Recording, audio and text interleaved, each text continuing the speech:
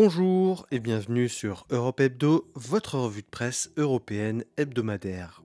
Au sommaire de cette 37e semaine de 2025, l'avis de l'Union revient sur le rapport de l'Agence européenne de l'asile, sur le démantèlement d'une cellule d'espionnage biélorusse par Eurojust, sur le discours sur l'état de l'Union et des concessions de la Commission sur la vente de véhicules thermiques. Dans le club des 27, l'Espagne renforce ses sanctions à l'égard d'Israël, la Roumanie fait face à une fronde contre les politiques d'austérité et la Pologne est en alerte après l'intrusion de drones russes sur son territoire. Et chez nos chers voisins, la Norvège voit les travaillistes sortir vainqueurs des législatives et la Biélorussie relâche des prisonniers politiques en échange de l'allègement des sanctions. Passons sans plus attendre à l'avis de l'Union. Affaires intérieures, chute des demandes d'asile dans l'Union européenne. Lundi 8 septembre, l'Agence européenne pour l'asile, l'EUAA, a publié son rapport sur les demandes d'asile dans l'Union européenne. D'après l'agence, le nombre des demandes d'asile a diminué de 20% ces 6 derniers mois. Pour élargir le champ d'analyse, l'EUAA a inclus la Suisse et la Norvège, et sur le premier semestre de 2025, c'est une baisse de 23% qui est constatée par rapport au premier semestre de 2024. Dans son rapport, elle pointe du doigt que les réformes, et notamment le pacte asile et immigration, n'avaient eu aucun effet. L'explication réside dans le fait que les Syriens et Syriennes, première nationalité en nombre de demandes depuis 2011, ont été moins nombreux à demander l'asile. Le nombre de demandeurs syriens a diminué de 2/3. Un effondrement des demandes que l'on peut attribuer à la chute de Bachar al-Assad en début d'année. L'arrivée au pouvoir de Mohamed al-Shahara et de son discours qui tente d'unir les Syriens autour d'un projet démocratique obtient timidement le soutien de l'Occident, mais force est de constater que la confiance entre les réfugiés syriens et leur pays d'origine se reconstruit doucement, et tous ceux qui ont fui de peur d'être persécutés par le régime d'Al-Assad sont plutôt dans une dynamique de retour au pays. Ce qui démontre que ce n'est pas tant la coercition législative qui réduit le nombre de demandeurs d'asile, mais le fait que les personnes demandeuses ne soient plus susceptibles de subir des persécutions ou un manque d'opportunités économiques. L'agence donne aussi le classement des pays avec le plus de demandes, et c'est la France qui se place devant l'Espagne, avec 78 000 demandes pour le premier semestre 2025. Chiffre plus surprenant, le nombre de Vénézuéliens et Vénézuéliennes s'élève à 49 000, un chiffre qui peut facilement s'expliquer avec le durcissement de la politique migratoire des États-Unis avec Donald Trump. Justice, démantèlement d'un réseau d'espionnage biélorusse par Eurojust. C'est le BIS, le service de contre-espionnage de la République tchèque, qui nous l'a appris en début de semaine. En coopération avec les services roumains, hongrois et moldaves, ils ont mis au jour une cellule d'espionnage biélorusse qui se chargeait de recruter des agents et d'obtenir des informations sensibles. Les agents biélorusses étaient tous sous couverture diplomatique, une vieille habitude héritée de l'URSS, tout comme le nom des services secrets biélorusses qui s'appelle toujours KGB. L'opération de démantèlement a été soutenue par Eurojust, l'agence de coopération judiciaire entre États membres de l'UE et quelques pays amis, comme ici la Moldavie, intégrés dans une opération qui la touche aussi particulièrement, puisque Alexandru Bolan, ancien chef adjoint des services secrets moldaves, aurait transmis des informations classifiées roumaines à partir de 2024 jusqu'à son arrestation. Il aurait organisé 2 réunions à Budapest, lui permettant de rencontrer des officiers traitants biélorusses qui ont donné des instructions et l'ont payé pour ses services. Les services moldaves ont confirmé l'arrestation de Bolan. Le ministère des Affaires étrangères tchèque confirme avoir expulsé l'agent biélorusse présumé actif à Prague sous couverture diplomatique. Le ministre des Affaires étrangères tchèque, Jan Lipavsky, demande à restreindre la liberté de circulation des diplomates russes et biélorusses au sein de l'espace Schengen, puisque la Russie et la Biélorussie s'en servent pour subvertir les États membres européens. Il se dit prêt à pousser le sujet au niveau européen. Parlement européen, un discours sur l'état de l'Union offensif. Mercredi 10 septembre, c'était l'habituelle grand-messe de la rentrée parlementaire, le discours sur l'état de l'Union. Le discours sur l'état de l'Union, pour celles et ceux qui ne sont pas au fait de la pratique européenne, s'inspire du discours de l'état de l'Union du président des États-Unis. Un moyen de faire le bilan de l'année écoulée pour la présidente de la Commission, mais aussi de donner la feuille de route pour l'année qui va suivre. Un discours secoué par l'événement qui s'est déroulé dans la nuit, l'incursion de drones russes dans l'espace aérien polonais, dont je vous parlerai plus en détail dans la rubrique du Club des 27. Ursula von der Leyen commence par faire un constat géopolitique où l'UE fait face à des manœuvres hostiles et une crise géopolitique durable. Elle en appelle à une plus grande indépendance de l'Union alors qu'un nouvel ordre mondial se dessine. Un point géopolitique qui lui permet d'exprimer sa solidarité avec la Pologne et d'aborder le sujet de la défense.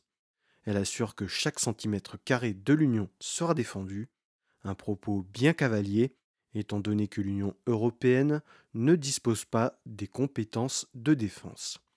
La présidente de l'exécutif européen appelle à un renforcement des défenses nationales et demande aux États membres de se doter de moyens stratégiques indépendants, faisant référence aux nombreux achats de matériel américain sur lesquels les États membres n'ont pas forcément le contrôle à 100%. Elle se dit prête à ce que la Commission soutienne le projet de mur de drones des États baltes. Concernant l'Ukraine, Ursula von der Leyen annonce que l'Union européenne va proposer une nouvelle aide à la réparation à l'Ukraine grâce au fonds russe gelé. Elle en profite aussi pour exprimer sa volonté d'organiser un sommet sur le retour des enfants kidnappés par la Russie. La présidente de la Commission annonce aussi la préparation d'un 19e paquet de sanctions. Beaucoup plus surprenant, Ursula von der Leyen prend à témoin le Parlement européen sur le manque d'action des États membres concernant Gaza, alors que la Commission a proposé la suspension du volet commercial de l'accord UE-Israël et l'interdiction de séjour des ministres israéliens les plus engagés sur la colonisation des territoires palestiniens. Le ministre des Affaires étrangères israélien n'a pas manqué de qualifier de regrettable une telle déclaration. Elle a demandé à ce que les États membres réfléchissent aussi à l'abolition de l'unanimité au Conseil sur les questions d'affaires étrangères qui ne fait qu'accentuer l'attentisme européen face au changement du monde.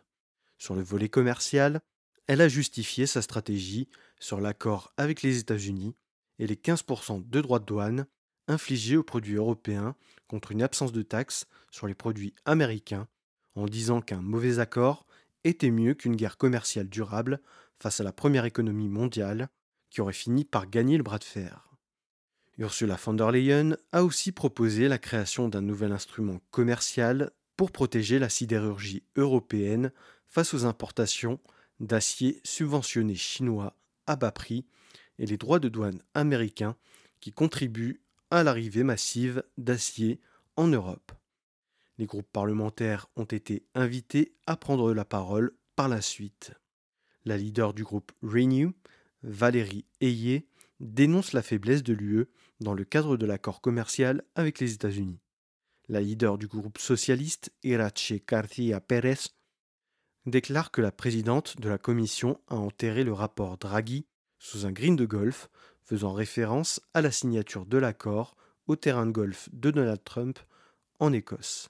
Pour Bas Eickhout, le coprésident des Verts, c'est l'illustration de l'incohérence des Européens qui veulent une Europe plus verte, mais promettent d'acheter pour 750 milliards de dollars de gaz naturel liquéfié américain, ajoutant de fait une nouvelle dépendance envers les États-Unis. Comme à chaque fois où il faut se montrer devant les caméras, au Parlement européen, Jordan Bardella était présent en tant que président du groupe Patriots for Europe. Il fustige l'accord avec les États-Unis, qu'il juge profitable uniquement aux constructeurs automobiles allemands, et un accord avec le Mercosur qui sonne comme une double trahison pour la France, d'après lui. Ce qui est sûr, c'est que la présidente aura fort à faire lors de ce nouvel exercice, le PPE s'étant mis à dos le bloc central en s'alliant avec l'extrême droite sur plusieurs sujets, une manœuvre que pourraient bien leur faire payer les Verts, les socialistes et les libéraux dans le cadre du débat du nouveau budget 2028-2034 qui commence ce mois-ci. Environnement. La Commission assouplit l'objectif d'interdiction des ventes de voitures thermiques à partir de 2035. Vendredi 12 septembre, la présidente de la Commission européenne, Ursula von der Leyen, accueillait les représentants de l'industrie automobile ainsi que les ONG environnementales dans le domaine des transports pour un dialogue structuré autour des objectifs environnementaux et notamment l'un des totems du pacte vert, l'interdiction de la vente des voitures à moteur thermique à partir de 2035. L'un des constructeurs les plus critiques est BMW, qui fait figure de meilleur élève en ayant voulu appliquer aussi vite que possible le cahier des charges de la Commission. BMW dit que la législation est une usine à gaz et qu'il serait plus simple de prendre en compte les émissions de CO2 sur l'ensemble de la vie du véhicule et de laisser la liberté aux constructeurs de parvenir à cet objectif d'ici 2035. Les constructeurs italiens demandent l'autorisation d'utilisation des nouvelles technologies d'essence à base d'huile alimentaire usagée par exemple. La France réclame de son côté un seuil minimum d'équipement européen dans les voitures et un super bonus pour les voitures propres en CO2 en leur permettant de diminuer le prix. Les ONG veulent le maintien de l'objectif à 2035, considérant que beaucoup de constructeurs ont déjà fait les efforts nécessaires et que ce sont uniquement les grands groupes, comme Stellantis ou Volkswagen, qui freinent la dynamique. La Commission a accepté d'avancer la clause de revoyure prévue en 2026 pour la fin de cette année et de faire des propositions d'ici au 31 décembre pour flexibiliser les moyens d'atteindre l'objectif. Elle a cédé face à l'Association des constructeurs européens d'automobiles qui jugeait l'objectif de 2035 inatteignable. Un moyen de faire passer à minima la poursuite de la vente de véhicules hybrides rechargeables. Les constructeurs ont néanmoins réaffirmé leur volonté de vendre plus de véhicules électriques. Pour les utilitaires et les camions, il faudra des adaptations particulières. Les ventes ne suivent pas la trajectoire prévue, avec des ventes qui ne respectent que la moitié des temps de passage pour la neutralité carbone. Passons désormais au club des 27. Espagne, durcissement des sanctions à l'égard d'Israël. Lundi 8 septembre, Pedro Sánchez annonce que l'Espagne va durcir les sanctions à l'égard d'Israël. Elle avait mis en place un embargo sur la vente d'armes fin 2023. Cet embargo sera consolidé par une loi dans laquelle sera inclus l'exclusion des entreprises israéliennes des appels d'offres en Espagne. Les navires transportant du carburant pour l'armée israélienne ne pourront plus faire escale en Espagne. Idem pour les avions qui transporteront de l'armement pour l'armée israélienne, ils ne pourront plus passer dans l'espace aérien espagnol. Le gouvernement espagnol souhaite aussi interdire l'importation des produits issus des colonies en Cisjordanie. Et enfin, elle souhaite interdire le séjour des ministres israéliens qui sont d'ardents défenseurs de la colonisation, comme Bezalel Smotrich ou Itamar Ben-Gvir. En ce qui concerne les Espagnols résidant en Cisjordanie, et plus précisément dans les colonies, ils n'auront plus accès qu'aux services consulaires. Le gouvernement espagnol fait part de sa volonté d'augmenter son aide à la Palestine via l'Agence des Nations Unies pour les réfugiés palestiniens. L'objectif est de porter l'aide à la Palestine à 150 millions d'euros d'ici 2026, marquant ainsi son soutien à l'autorité palestinienne. L'Espagne veut aussi renforcer sa participation à la mission européenne d'assistance frontalière à Rafah et participer à l'élaboration de nouveaux projets dans les domaines agricoles, de sécurité alimentaire et d'assistance médicale. L'objectif est clair, mettre la pression sur le gouvernement israélien pour qu'il cesse le blocus, les bombardements et l'organisation de la famine dans l'enclave palestinienne. Le Premier ministre espagnol parle d'extermination d'un peuple sans défense. En réponse à ces mesures, le chef de la diplomatie israélienne, Gideon Sa'ar, accuse le gouvernement espagnol de prendre des mesures antisémites. Gideon Sa'ar déclare que le gouvernement espagnol prend ces mesures pour camoufler les affaires de corruption qui touchent l'entourage du Premier ministre espagnol. La contre-offensive diplomatique israélienne ne s'est pas fait attendre. La vice-première ministre et ministre du Travail, Yolanda Díaz, chef du parti Sumar, et la ministre de la Jeunesse et de l'Enfance d'origine palestinienne, Sira Rego, sont toutes les deux interdites de séjour en Israël. Le gouvernement espagnol a rappelé son ambassadrice à Tel Aviv pour consultation. Roumanie. Le gouvernement confronté à la colère concernant sa politique d'austérité. Lundi 8 septembre, c'était la rentrée en Roumanie comme dans pas mal d'autres pays. Une rentrée bousculée par la grève des syndicats d'enseignants, ce qui a laissé pas mal d'écoles fermées pour ce jour de retour en classe. La faute à des mesures gouvernementales qui cherchent désespérément à faire des économies partout où il peut en faire. Le gouvernement Boloyan avait promis de redresser le pays après un déficit record à 9,3% fin 2024, dépassant largement la limite des 3% inscrits dans les traités européens. Des mesures qui se traduisent par la fusion d'une centaine d'écoles un peu partout en Roumanie, ce qui mène à des inepties. Certains professeurs ont des cours à la même heure dans deux établissements différents. D'autres se retrouvent sans classe à la rentrée. Une situation qui a mené les enseignants à appeler à la grève et à marcher à Bucarest. Une manifestation qui a rassemblé 20 000 personnes d'après les organisateurs. Autre facteur de colère, la hausse de la TVA. Alors que le nouveau président Nico Jordan, sans étiquette, avait promis de ne pas y toucher, le gouvernement Boloyan l'a fait passer de 19 à 21% au 1er août. Mais les économies devront être bien plus larges et toucher aux régimes spéciaux de retraite, aux salaires et aux primes des fonctionnaires, mais aussi côté recettes, rendre plus efficace la collecte d'impôts. L'extrême droite a bien compris qu'elle pouvait profiter de cette colère. Ce même lundi, les partis d'extrême droite, l'Alliance pour l'unité des Roumains, SOS Roumanie et le Parti de la jeunesse ont déposé 4 motions de censure à la Chambre des députés et au Sénat. Elles ont toutes été rejetées. Elles ciblaient le nouveau paquet fiscal.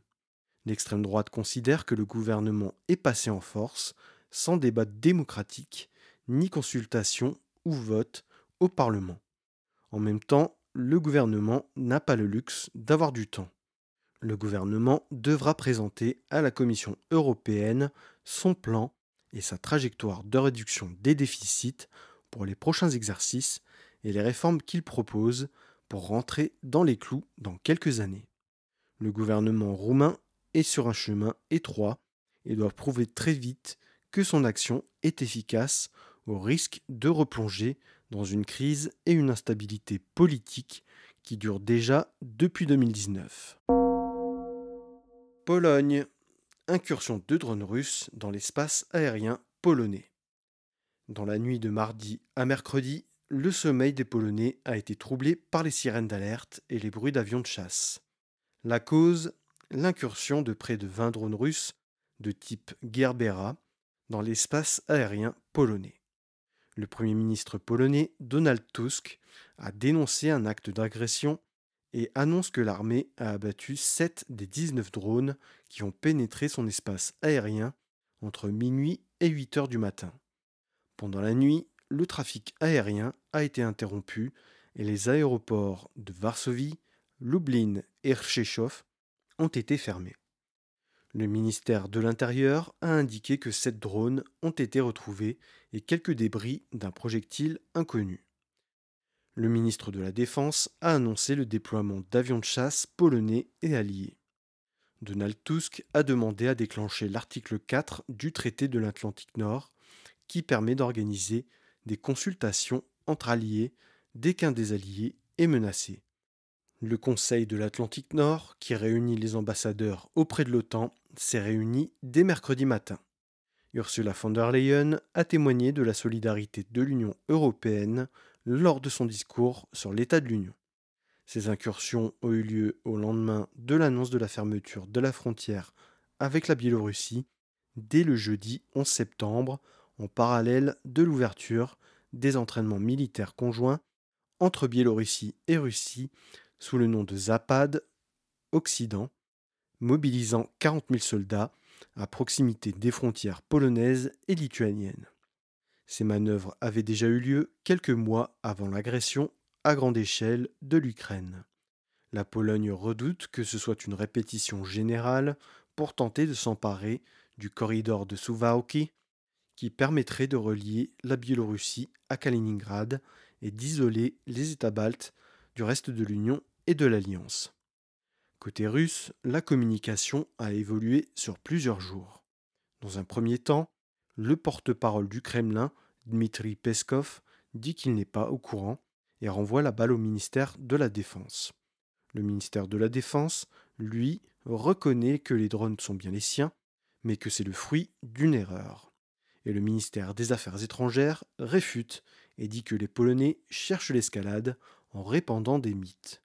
3 points de départ ont été observés en Biélorussie. L'erreur peut être largement écartée puisque l'un des drones a pu aller jusqu'à 130 km au sud-ouest de Varsovie et certains se dirigeaient droit vers la plateforme logistique de Rzeszów qui permet l'acheminement d'armes vers l'Ukraine. L'envoi de ces drones ressemblait plus à une mission de reconnaissance et de test des défenses polonaises qu'à une simple erreur. Toujours est-il que le secrétaire général de l'OTAN, Mark Rutte, a annoncé le lancement d'une enquête pour évaluer si c'est une erreur ou une manœuvre totalement volontaire. En parallèle, il a annoncé le renforcement de la protection aérienne par les alliés en Pologne. Vendredi, l'OTAN a annoncé la mise en place de l'opération Sentinelle orientale par l'intermédiaire de son commandant suprême des forces armées en Europe, l'Américain Alexius Grynkewicz. Il a annoncé la participation du Danemark, de la France, du Royaume-Uni et de l'Allemagne, entre autres, qui enverront plus d'avions de chasse pour assurer la police du ciel. L'OTAN prend conscience que la défense aérienne ne peut plus se faire seulement avec des avions de chasse très coûteux face à des drones plus agiles, plus discrets et surtout beaucoup moins chers. L'opération doit apporter cette flexibilité d'intervention aérienne et terrestre et renforcer la dissuasion sans plus de précision sur les moyens apportés pour des raisons évidentes de discrétion, mais certainement des moyens de détection renforcés sur l'ensemble de la frontière extérieure de l'OTAN. Samedi 13 septembre, un drone a pénétré l'espace aérien roumain. Passons désormais à la rubrique Nos chers voisins. Norvège. Le parti travailliste sort victorieux des législatives, l'extrême droite fait son meilleur score. Dimanche 7 septembre, la Norvège était de retour aux urnes pour les législatives. Des législatives anticipées suite au retrait des libéraux du gouvernement le 30 janvier qui se sont opposés à une plus grande intégration norvégienne au marché européen de l'énergie. Le Premier ministre travailliste, Jonas Gahr Støre, leader du parti travailliste au plus bas des sondages à ce moment-là, a fait preuve d'un leadership qui lui a permis de faire une remontada incroyable. Alors que les intentions de vote pour les travaillistes étaient d'une quinzaine de pourcents au début d'année, le Parti travailliste s'en sort avec 28,2% des voix et entre 87 et 89 sièges. Autre surprise, la percée historique de l'extrême droite anti-immigration, le Parti du Progrès, le FRP, qui termine en deuxième position avec 23,8%. Bien aidé par une droite conservatrice en déroute totale, l'extrême droite a aussi bénéficié de l'effet Trump. C'est aussi grâce au charismatique responsable de leur branche jeunesse, Simone Veil, véritable phénomène sur TikTok, qui a réussi à agréger le vote des jeunes hommes. Les conservateurs, dont la stratégie était illisible, obtient l'un de ses pires scores de son histoire avec 14,6%. Les centristes, membres sortants du gouvernement, payent leur sortie précipitée du gouvernement avec un score qui est passé de 13,5% en 2021 à 5,7%. L'effondrement des centristes oblige le Parti travailliste à tendre la main au Parti socialiste du peuple, au Vert et au Parti rouge. Une main tendue acceptée, donnant ainsi un gouvernement de gauche pluriel. Il y a tout de même quelques dissensions sur la stratégie vis-à-vis de l'industrie pétrolière et le positionnement sur le conflit israélo-palestinien. Biélorussie. Le régime relâche des prisonniers politiques en échange de l'assouplissement des sanctions américaines. On le pressentait déjà lors de la libération du leader de l'opposition, Sergei Tsikhanovsky. La visite de Keith Kellogg en début de semaine a été suivie par la libération de 52 prisonniers politiques. Parmi eux, Mikhail Statkiewicz, ancien candidat à la présidentielle et qui a connu plusieurs incarcérations, cumulant 12 ans de détention depuis le début du siècle, et sort cette semaine de 2 ans et demi d'isolement. Mikhail Statkiewicz est très populaire dans le pays, malgré les efforts du régime de Loukachenko pour tenter de le faire taire. Alors que le bus se dirigeait vers la frontière lituanienne pour que les libérés rejoignent l'opposition biélorusse exilée à Vilnius, Mikhail Statkiewicz a pressé le bouton d'arrêt d'urgence pour sortir avant de rentrer en Lituanie. Il ne conçoit pas son combat pour la démocratie en dehors de la Biélorussie. Parmi les personnes libérées, il y avait aussi des journalistes et des participants à des manifestations. On y retrouve aussi 14 étrangers.